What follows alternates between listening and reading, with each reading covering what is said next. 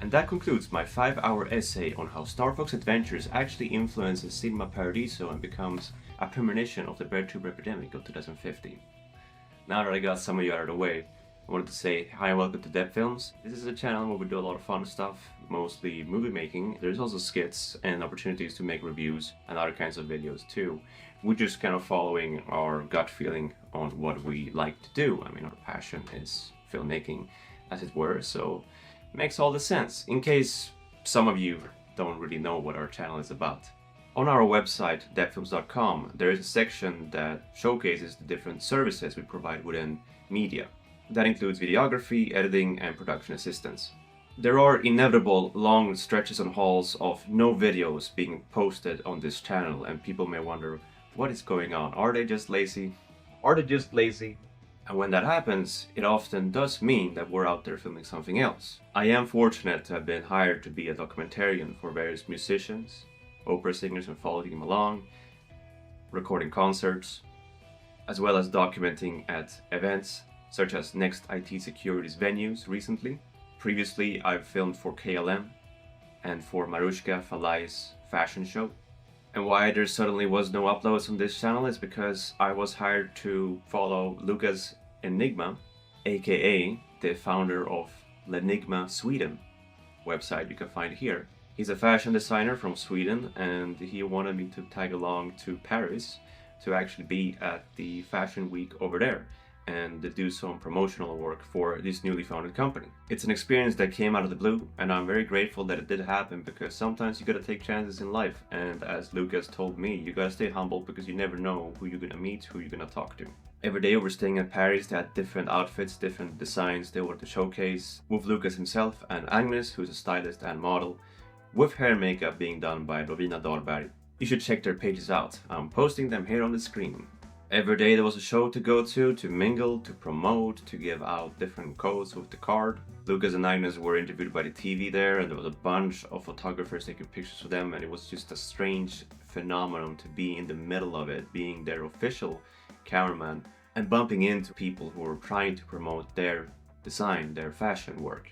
So of course it's an amazing opportunity for them, because this is their passion, this is their world. To get a glimpse of it is something that I do value, because then I'll be able to know how it operates in the future. You never know. Most of the videos are done in vlog style, with Lucas hosting, narrating in some sense. These videos you can find on their website and on their Instagram, which is being posted here.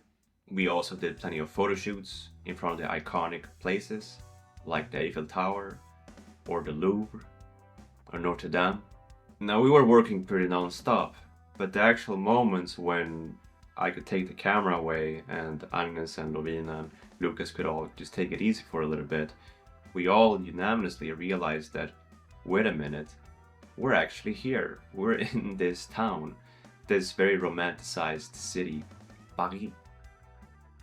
And we could all have a moment and take it in together, realizing that we're just here in awe. Of course, I filmed all kinds of things, interviews and just ambiental pieces of the city, which I could create a bit of a montage for even this channel. The people we met were really wonderful and very supportive and welcoming.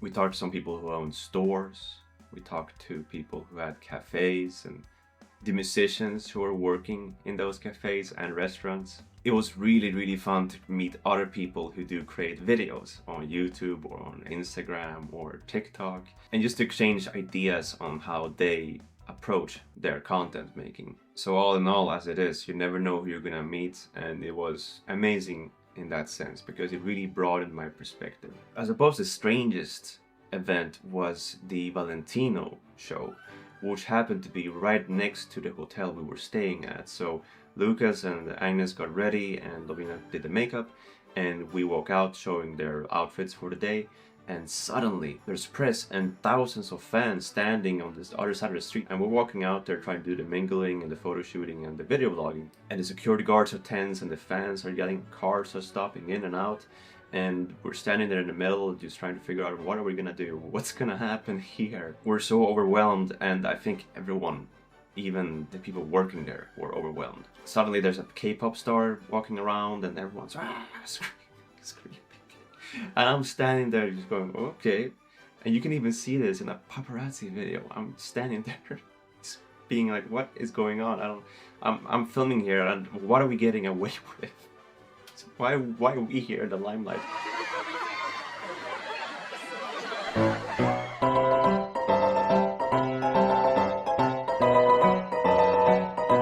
But I could really share the happiness of Lucas and Agnes and Lovina as their work was seen and supported, and it's all worth it for that.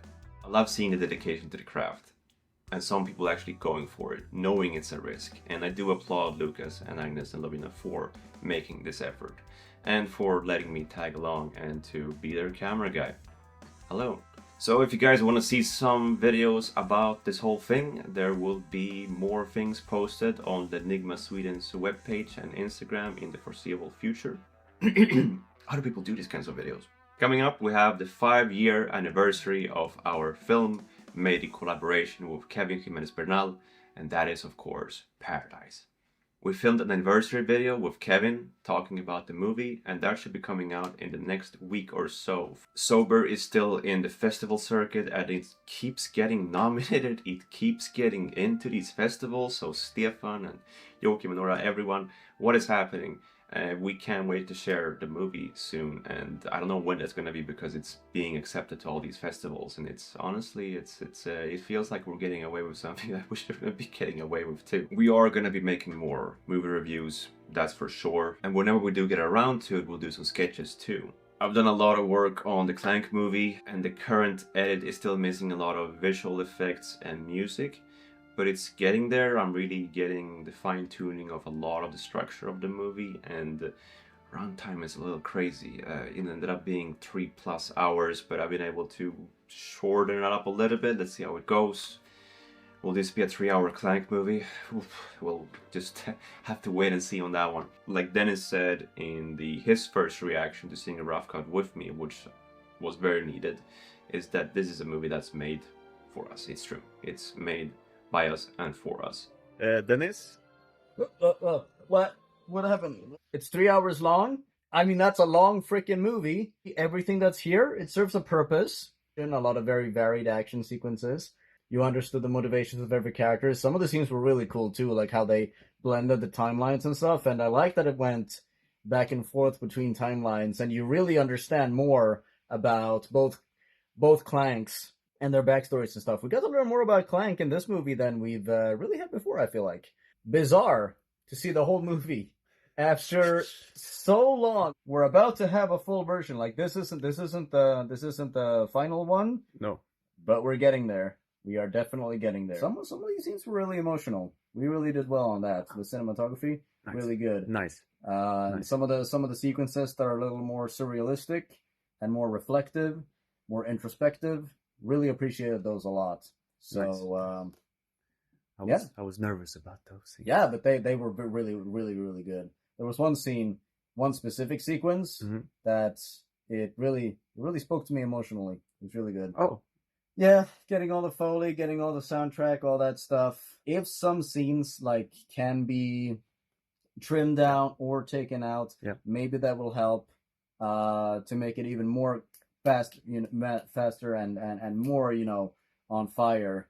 It's a movie made for us, as friends. So yeah, I mean, I suppose that's that. Thank you, Dennis, for seeing all the minutes so far. Of course. Best of luck with editing. I wouldn't want to be you.